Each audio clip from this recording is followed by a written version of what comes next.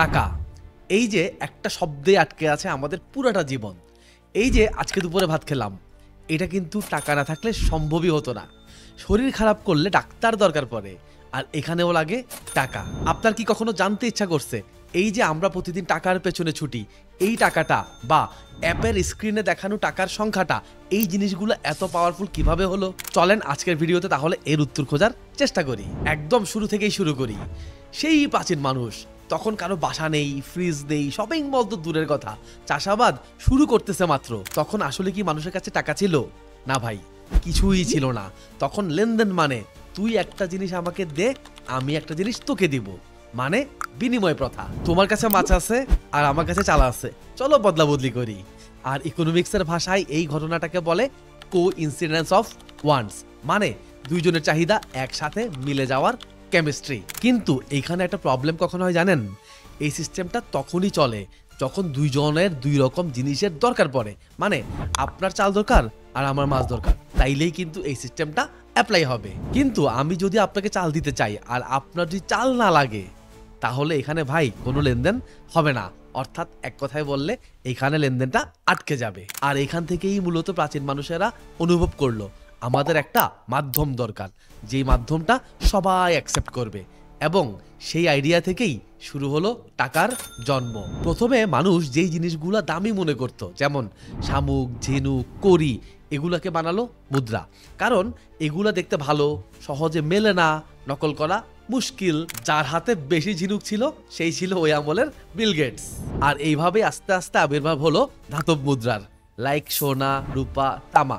So এগুলা basically ঝিনুক কড়ির থেকে অনেক বেশি লেজিট ছিল। আর একটা ইন্টারেস্টিং জিনিস কি জানেন?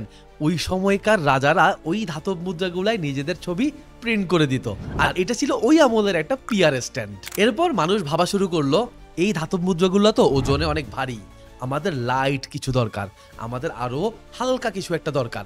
আর এখান থেকেই চীন বাচ্চারা তখন একটা নেক্সট লেভেল চিন্তা করে বসে।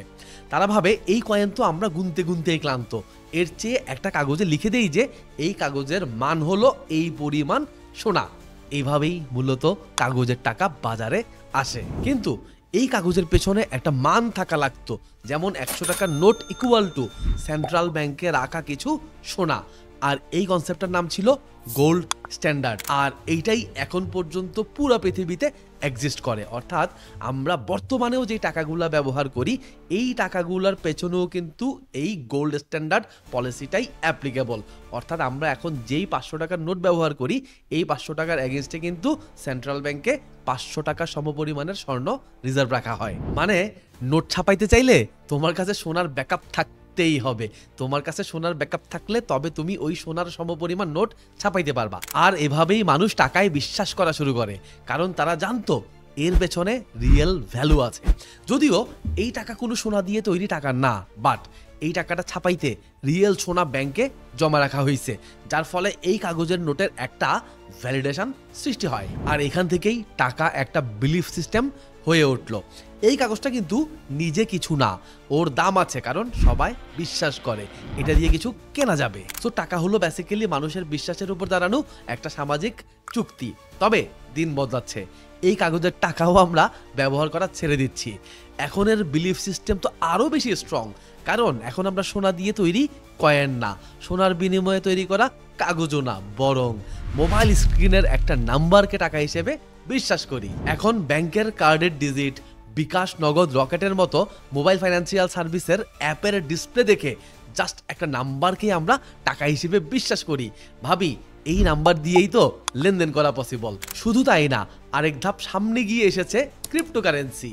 এইটা তো আর কোনো সরকার বানায় না, কোনো রকম অথরিটিও নাই। বিকাশ, নগদ, রকেটের মতন ফাইন্যান্সিয়াল কোম্পানিগুলার মোবাইল স্ক্রিনে যে ডিজিটটা দেখি, ওটার তাও না হয় অথরিটি আছে, এটার তো তাও নাই। এখানে প্রোগ্রামাররা একটা কোড লিখে ছেড়ে দেয়, মানুষ যদি বিশ্বাস করে তাইলে ওটার ভ্যালু আছে।